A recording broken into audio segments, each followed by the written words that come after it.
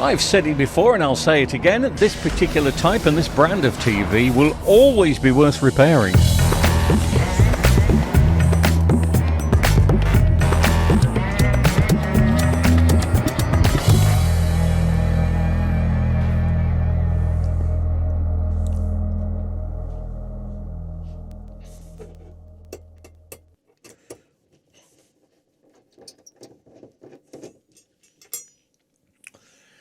Mental note to oneself that this TV's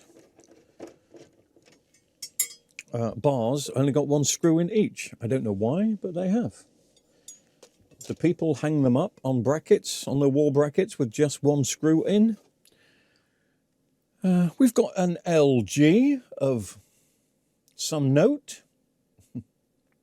It's a 50-inch LF580. And it's got a picture problem. I think it's got a pulsating picture, so it's going to be a backlight issue. You can maybe see it pulsating a little bit, trying to come on. Very nice TVs, these. Whether it's still got any apps or not, I don't know. I think it probably will have. But a great TV. These weren't 4K. These are just full HD. But, you know, these TVs were designed to last a lot longer than any new TV you'd find today. Lights coming back on. So bearing that in mind, it's worth throwing a few quid at a set of backlights and getting them going again. And that's what we're going to do. So let me take the back off.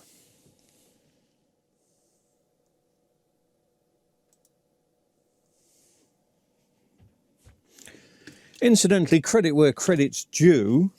I had a conversation with the people at EMOS today because I'm finding it difficult, as we all are, to find a set of, no, not backlights, to find the boards for the Hisense TV.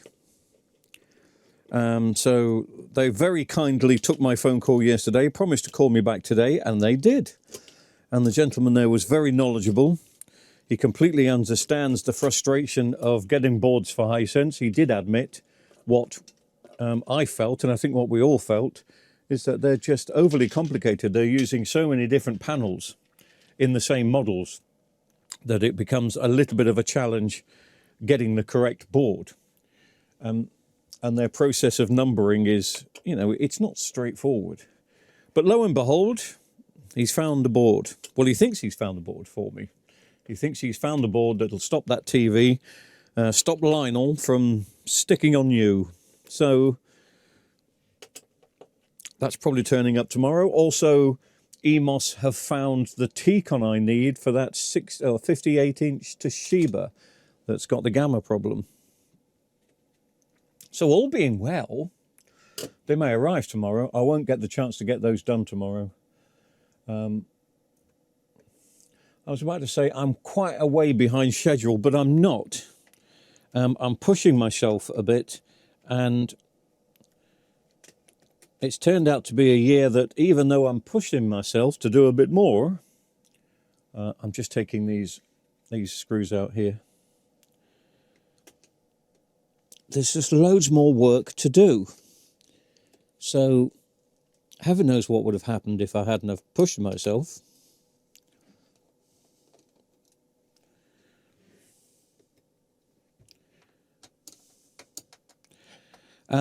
But he was a delightful chap to talk to. I think he's he may be the manager of EMOS or a manager, I'm not too sure. But a really nice chap, quite knowledgeable, felt my frustration. And EMOS have told me that they do have he was telling me that they do also have a YouTube channel. So I'll be interested to have a look at that.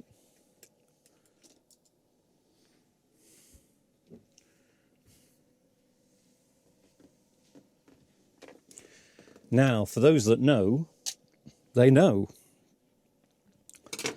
But to put a new set of backlights in this, the boards have to come out as well because the clips are underside the board. And some people can get the clips out from the front. I think it puts a little bit of added pressure on and a risk of breaking the clips. The clips can be quite brittle at times, so you don't want to take any extra risks.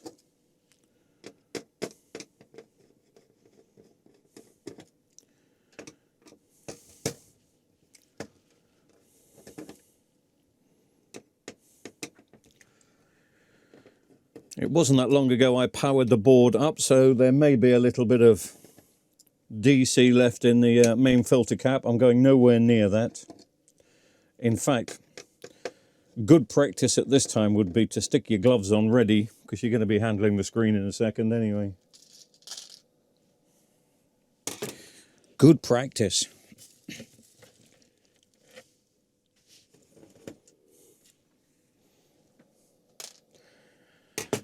Again, very rarely do you get problems with the main boards and the power supply on these. The only problems that you tend to suffer with, as we've mentioned before, is the HDMIs are not in the furnace. So if you're one of these people that's always unplugging and plugging and plugging different things in, these do tend to drop off and fall out. And you have to be careful, because these boards are A, getting rare, which means B, they're getting expensive.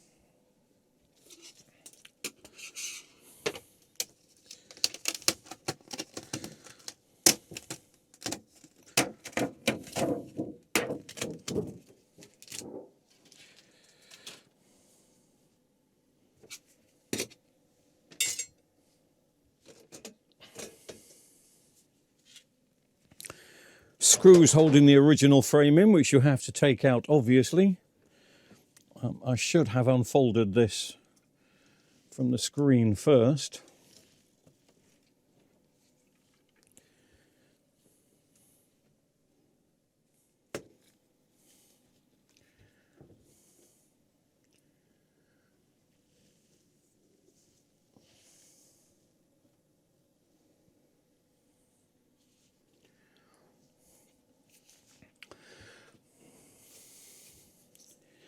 Now just to go around and get the diffuser bezels off, doesn't take long.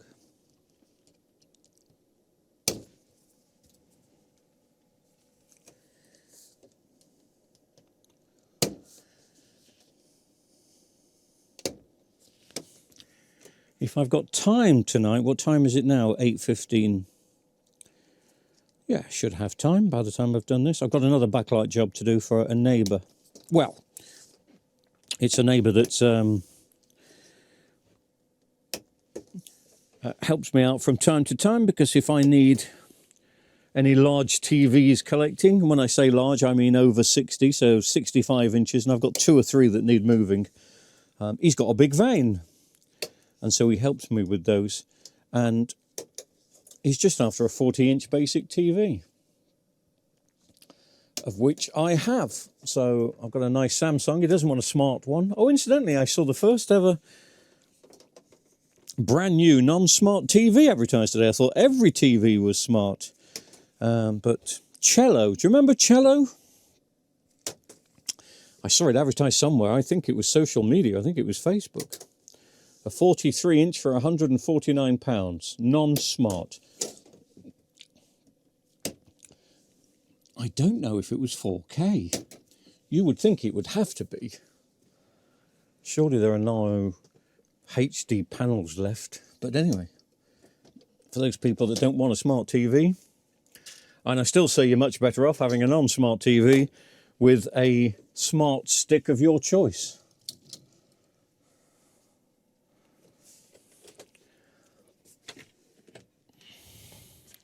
I wonder if any of these have dropped off. Doesn't look like it.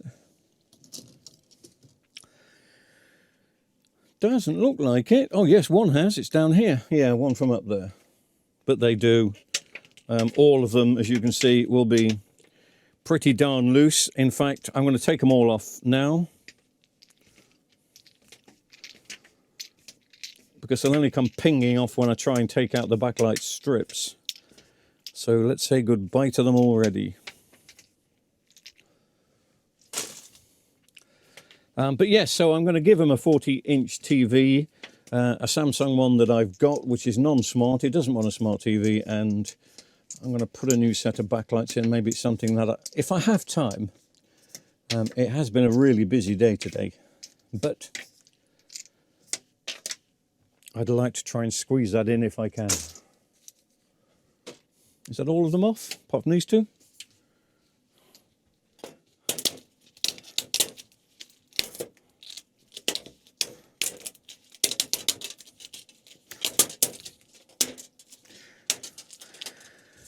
Actually, I have to say, it makes a lot of pleasure difference, or pleasurable difference, not having them ping off. So always, if you're putting brand new ones in, always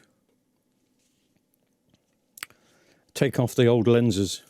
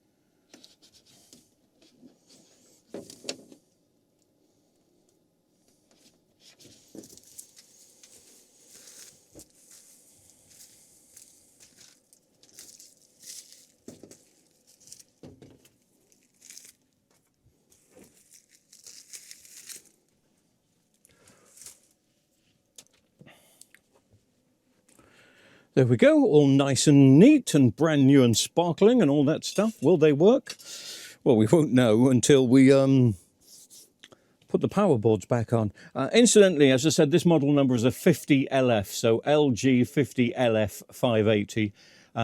But also the LB, which was the model number that preceded these, they're exactly the same backlight. So if you're finding them difficult under LF, you will get them under LB, and they are exactly the same backlights. There were more LBs made than LFs, put it that way.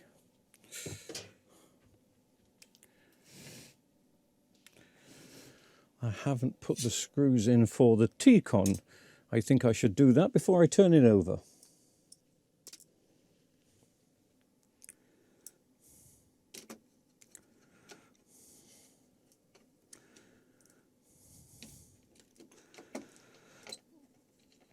Reassemble the screen partitions, and then we've done this in good time, really. I remember when I did my very first one of these, I always thought, God, these are horrible, because you've got to take the power board out and the main board out. It'll take ages. You don't have to do that with the other ones. Bleh, hate you. And I did, but then I got to like it. I think I just got to like moaning.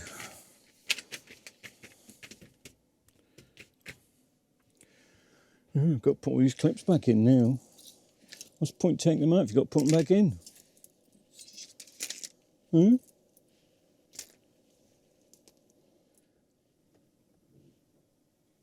Again, if you feel the weight of these screens compared to feeling the weight of a modern day screen, there's definitely a quality issue. As in, these screens here are, well, they're made much better, but of course they're not 4K, so the picture quality is not as good.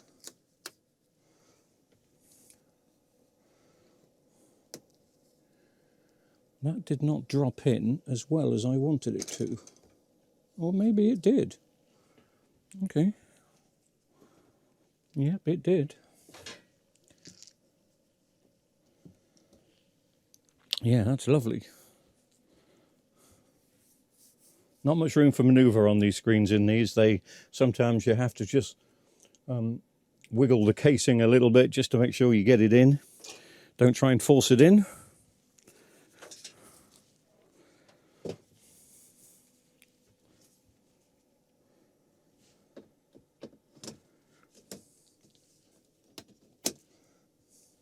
I like these bezels. I used to call them brushed silver or brushed gold, depending on which model you've got. This is the silver model. Very nice. Very straightforward to tuck everything back in.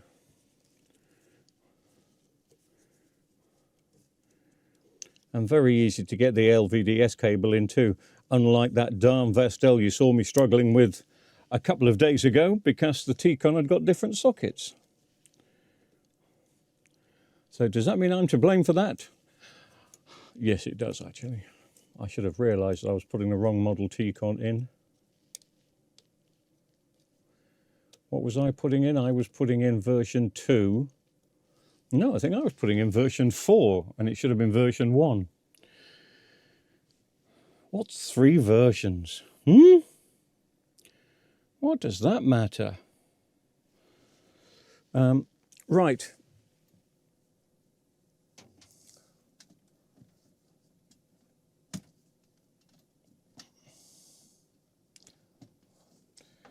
Be a good time to plug in now, just to test the picture before I put all the screen surround screws in, of which there are plenty.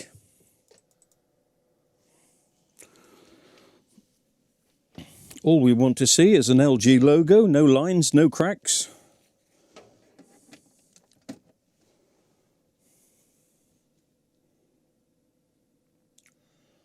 Bit of a quick flash, wasn't it?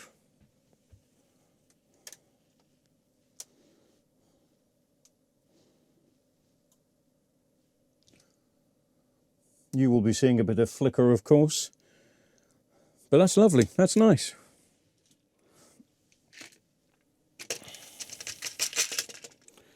Let's get some screen screws in. Is this the model that has the longer screws at the front? I don't remember seeing longer screws at the front, no. So same screws all the way around. There we go, all screws that were taken out have been put back in. I just want to give it one final test. Customer did give me a remote control, so I just want to test that his remote control is working.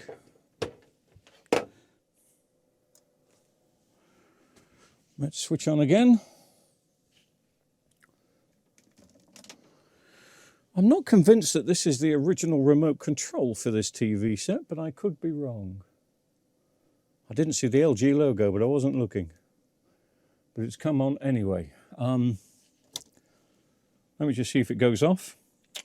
And it does. Okay, so this remote control is probably here. You lose track after time of what's what and who belongs to which TV, etc. But no reason why this TV shouldn't last for another 3, 4, 5 minutes.